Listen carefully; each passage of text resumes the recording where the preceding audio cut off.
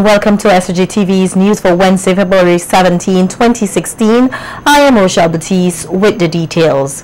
Appealing for good sense and balance in relation to the developing projects on Canowan, Prime Minister Dr. Ralph Gonsalves expressed concern that investors may become uninterested if the climate on the Grenadine Island is not conducive to expansion. On radio yesterday, Dr. Gonsalves advised the residents of Canowan and all intentions not to take the investors for granted and to be cautious in their deliberations. Vast majority of people in Canowan know that it is an international resort of the highest quality, and certain accommodations and adjustments are to be made. Right. And there has to be good sense and balance on all sides. If the vast majority of people in Canowan want a few people to push the investors in a manner that they invest less monies, I'm not saying that to close down, because the decision between investing and closing down, you have many steps. A person might be saying, listen, I'm going to invest $200 million, but if a particular thing is happening, I'm going to invest $50 million to keep the thing going until I could get somebody else. The finance minister also expressed concern that the situation at the development sites on the Grenadine Island could cause a fall in employment. Instead of employing 1,000 people, you employ maybe 400 people, etc., etc. I mean, they're different. In other words, I'm not talking about, it's not a matter that closure. But as you and I know, as a mature man, you know that there's a lot between being enthusiastic about an investment and want to go a full extent so that we can get the full benefits, or whether what we're going to get is minimal benefits. So people who are benefiting directly. Look, let me tell you, in my constituency, I have a lot of people from my constituency who go down there and work. There are people throughout the whole of St. Vincent and Grenadines who go there and work. If you have 1,000 Vincentians down there working, all of them can't come from Canowan. And the Prime Minister refuted claims that there was discrimination against the 3 teachers whose claim was struck out in the High Court with regards to their reinstatement to their posts after unsuccessfully contesting general elections on behalf of the New Democratic Party. The ruling of the claim brought against the Public Service Commission and the Attorney General was made on Monday, and since then a flurry of finger-pointing has been made in the public square. On radio yesterday, PM Gonsalves, who is also Minister of Legal Affairs, said that the 3 educators were aware of the terms of entering the political realm and they were subject to such conditions as are other public servants. Constitution says that if you want to run, you have to resign. They voluntarily resigned. They could have chosen not to run and continue as teachers. They chose to resign to become politicians. After the resignation, after the election, and they lost, they sought to get back their jobs. But the Public Service Commission is the body which hires. Well, in the case of one, he reached retirement age fairly quickly. Nobody discriminate against them with anything, and what I was saying at the very beginning, that the provision in the collective bargaining agreement was an aspirational provision. That is something which we must aspire to, because the very agreement said that all of what is in the agreement must be read subject to the Constitution and laws of St. Vincent and the Grenadines. You can't contract outside of the law.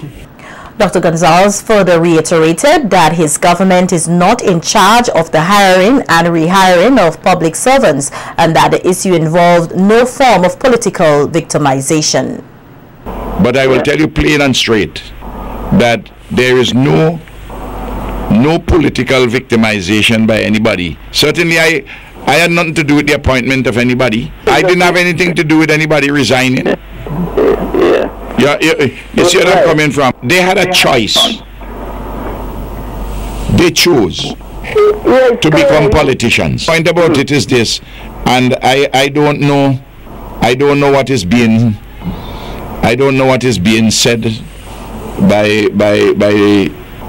Jomo.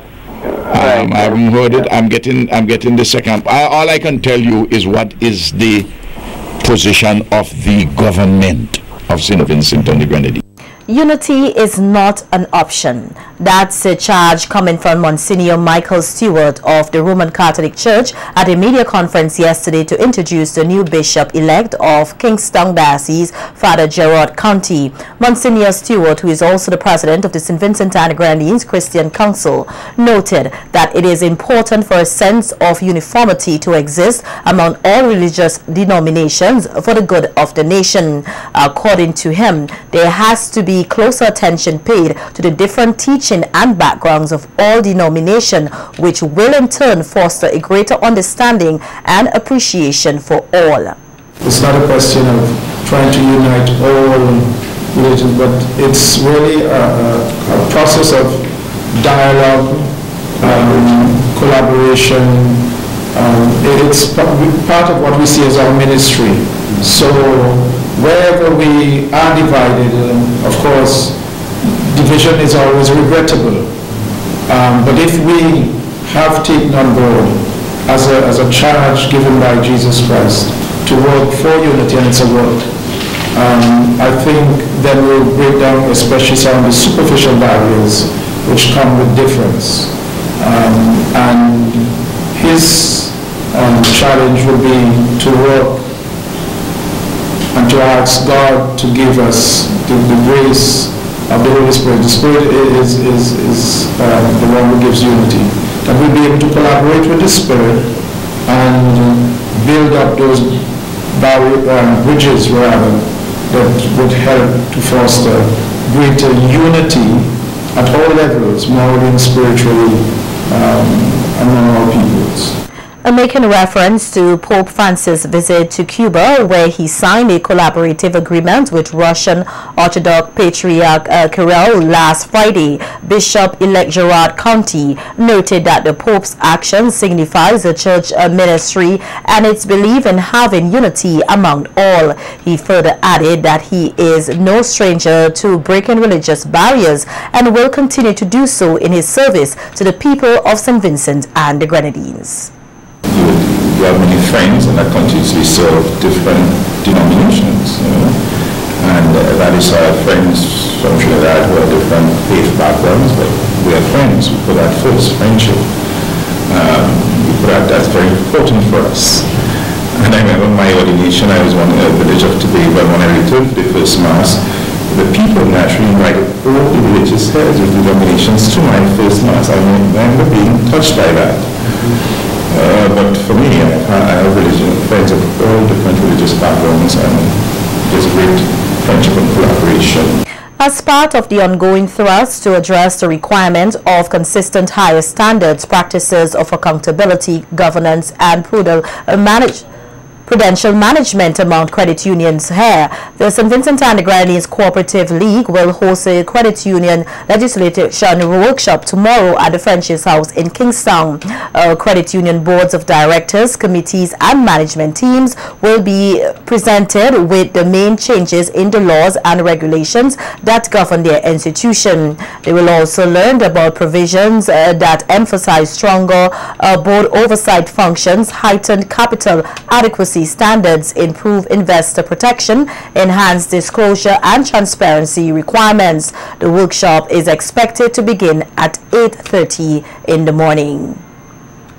With work already underway in the general cleanup campaign to destroy the Aedes aegypti mosquito, the vector responsible for the Zika virus, chikungunya and dengue, the Ministry of Health, Wellness and the Environment says every Vincentian has a role to play in the cleanup exercise.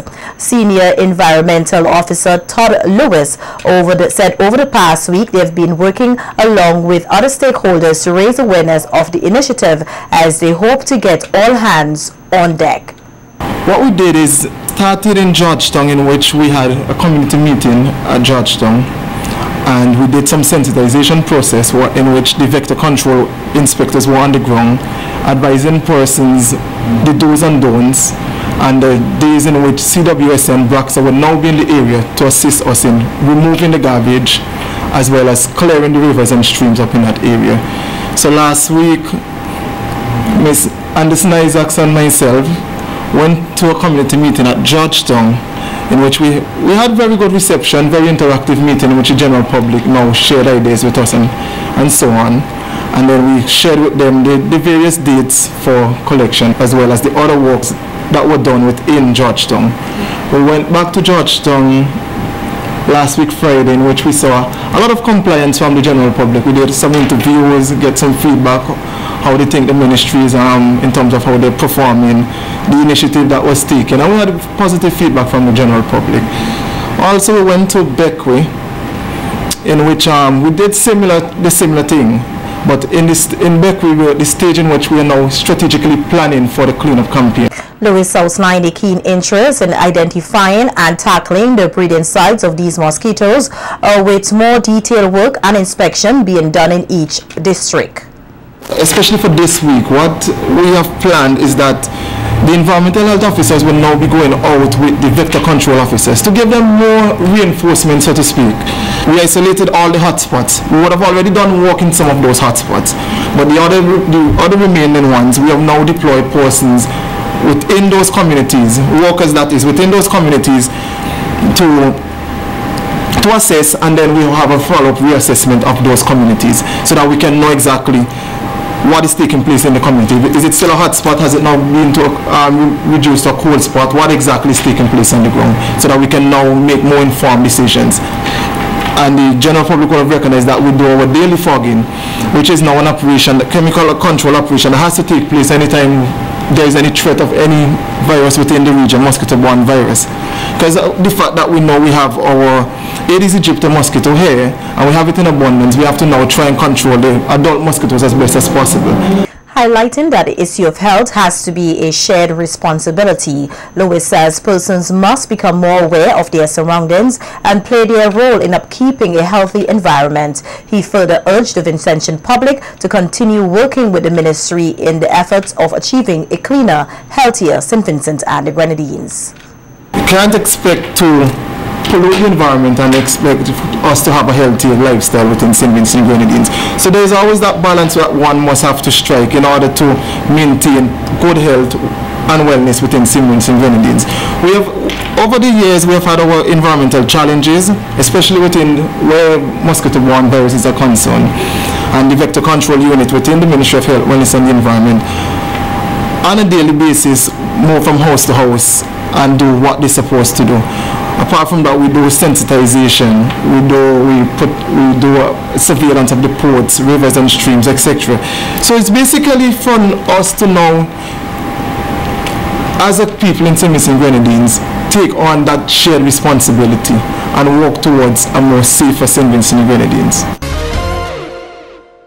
Hannah Williams of the Kingston Preparatory School took the top position in yesterday's finals of the 2016 Grade 6 Writing Competition held at the French's House. The second position went to Ronald Williams of the Maricourt Government School, with Letitia Daly of the Lomans Leeward Primary School taking the third position. The competition was a collaborative effort of the Ministry of Education, the National Reconciliation and Ecclesiastic Ethical Affairs along with HODA Education. Speaking at the award ceremony, Sales and Marketing Executive of HODA Education, Byron Wilson, said HODA is delighted for the opportunity to partner with the Ministry of Education in hosting the competition, that they are devoted to working with all education stakeholders to develop resources to provide training and assistance in hosting activities which are beneficial to the nation's children. He added that given the importance of writing to a child's development, he would like to see greater participation of schools in such competitions. Writing is so critical to a child's educational development, and it should never be underestimated.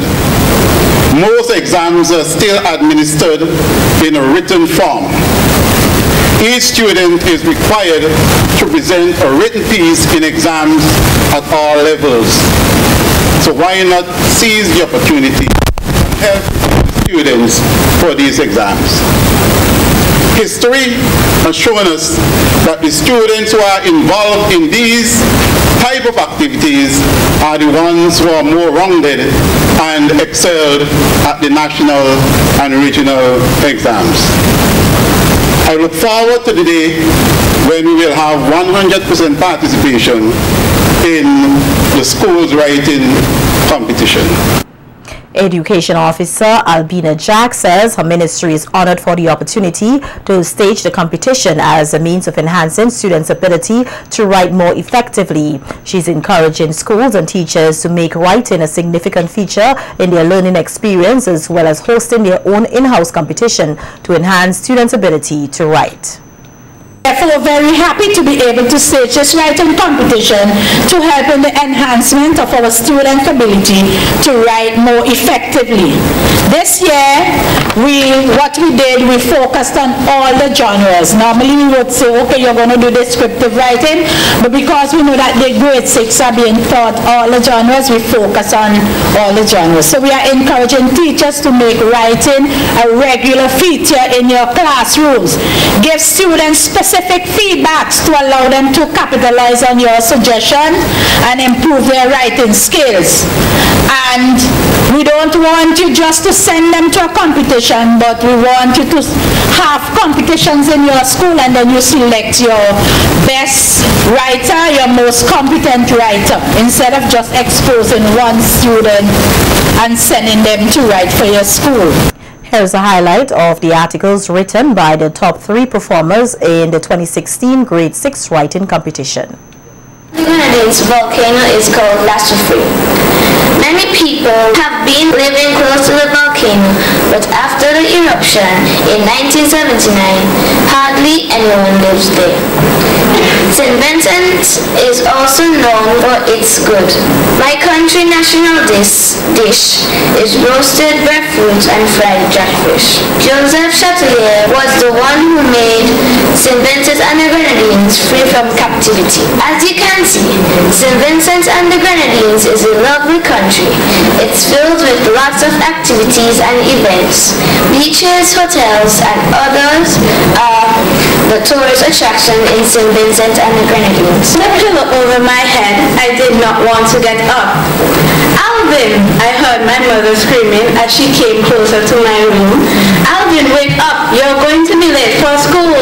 School is work, and when you work, you are supposed to get paid. I don't get paid. That's why I don't want to go. Okay, you have a very good point, Mom said. Let's make a deal. If you are a good boy, do your chores, and you reach school on time for the rest of the week, I will pay you. And that's a promise. Blah, blah, blah, Gerald shouts. That's an everyday thing that he does. I don't understand why, but it seems like he tries to make people laugh, but he never does so. Jared is a boy in my class who tries everything to be cool, but to me he doesn't really. When he tries to tell us jokes, we just stare at him. His jokes are not that good and dry. They don't even make me giggle. He danced like a baby horse that was just born trying to walk, or a lady wearing high heels for the first time, tripping and stumbling all over the place. It was embarrassing. Even if he keeps trying, he will never amaze me. I've got other things to do. A group of 11 all-males on Monday evening received the first Caribbean Vocational Qualification CVQ certificates, having completed a Level 1 electrical installation course. Chief Education Officer Luan Gilchrist congratulated the participants for seeking to improve their skill sets, which she says is a step in the right direction. According to Gilchrist, improving the skills and capacity of Vincentian nationals, particularly the males, is an important necessity which increases productivity and the revenue generated within the country. The Chief Education Officer added that the benefits of this will be seen through the reduction of poverty and further commended the men for their participation, while expressing disappointment for the absence of female participants. Skilling our nationals is a very important pillar in our national development. We have to improve and increase our productivity through the training and certification of our nationals.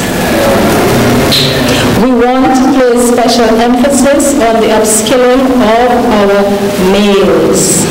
I am pleased to see that you have all reached this point of completion. Gentlemen, congratulations. I'm a bit surprised that we don't have any females in the group graduating this afternoon, because although the adult and continuing education division always puts into their strategic plan that they want to increase the participation among our males, we still at the end of the year find that the number of females far outweighs the number of males in the programs.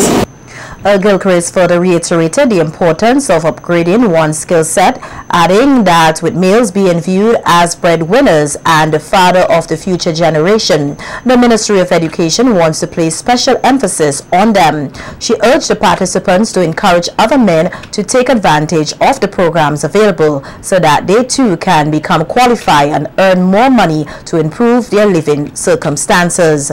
Gilchrist further noted that CVQ certificates are recognized throughout the region, so the participants therefore have a greater chance of finding satisfying employment. Your certificate is portable in the region. It also has international recognition. I'm encouraging you, however, not to remain at level 1, but to strive to get to level 2, level 3, as many levels, to get to as many levels as you possibly can, given the resources which we have and which we will have in the future. This is the beginning, level 1. Use the skills and the knowledge which you have acquired. You have gained competence, which you have demonstrated. Your competence has been measured, it has been documented. Anyone who looks at your CVQ certificate will be able to say exactly what you can do and the extent to which you can do what the certificate says you can do. So there's no guesswork. So when you go out to make electrical installations, no one will have to wonder what you can do. And Chief Executive Officer VINLEC, Tony Mills, advises the participants of the program to always thrive to make themselves more marketable, as well as to continue to contribute to the development of the community and the wider Vincentian society. He further urged them to be responsible, which means being safe at work, since it is not a field that they can be careless or take things for granted. Their housewives will tell you anything happen to the electricity, they won't have nothing to do with it. And I can understand. If you don't know this matter, stay away from it. But if you know it, you must know much more careful you must be. You have families and children to look after. Exercise safety at all times. Be responsible citizens. It is not enough for us to go out, work, and provide for our families. It is not enough. And I think all of us need to ask ourselves that question. Is it enough? The society moves because we care. Because we care. And the more we care, the more society would care for us. more we care for ourselves, the more society will care for us. Look after your brother. Minister of Education Sinclair Jimmy Prince says that the government of St. Vincent and the Grenadines is prepared to place a lot more focus on technical vocational education and adult and continuing education in order to maximize the opportunities for development through advanced education. The newly appointed Education Minister, in his address to the gathering at Monday's graduation ceremony, said he has gained a new insight and appreciation into what it means to be educated and what it means to have technical vocational education and adult and continuing education as part of the education revolution.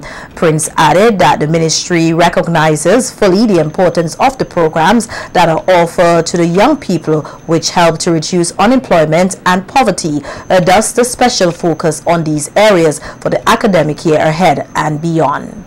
Signals a new approach as we seek to deepen and to expand the scope of this revolution. This is a very important facet of the revolution. And I'm particularly heartened that we have one facet, the Adult and Continuing Education Department, collaborating so seamlessly with the other facet of the education revolution, that is TVET.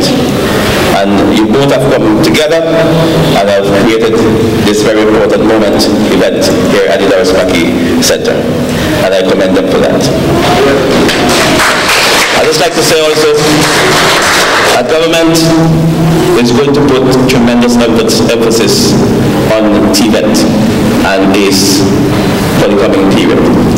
This is going to be a special period because we are going to, while we continue to emphasize the formal academic part of the revolution, we're going to put a greater emphasis on TVET. Prince said the Ministry of Education is committed to helping the men and women in SVG realize that technical vocational education and adult and continuing education are not something to do because there are no other options, but that they represent the heart of living and productivity of the country. The philosophy of the government includes elements, relevance, professionalism, living and production, and these elements are what we need to inculcate in the students, in the adult learners as we go forward. There's a new connotation now for TVET and for ACE. It is no longer something that you do because you have nothing else to do. It is now something that is at the heart of living and production for the people of St. Vincent and the Grenadines. And we're happy about that. I'd like also to remark that it is significant that we are doing our own examinations in this region for our own people to suit our own environment. And that speaks to the relevance I'm talking about. In other news, Sergeant of Police Brenton Smith, who recently graduated in the United Kingdom with a Master of Science in Police Leadership and Management, is hoping he will get the opportunity to utilize his training in helping to transform the Royal St. Vincent and the Grenadines Police Force in a positive way. Sergeant Smith graduated from Leicester University on January 21st, 2016 after completing his studies, which concentrated on sociological and biological theoretical perspectives of policing and crime prevention, leadership and management, research methods, community policing and police leadership within the 21st century. His thesis was done on the topic, the effectiveness of the Royal St. Vincent and the Grenadines Police Force in reducing murders. Sergeant Smith, who did the program over a 2-year period, said it is his hope that persons within the organization who have studied will make it a better place and serve the organization better.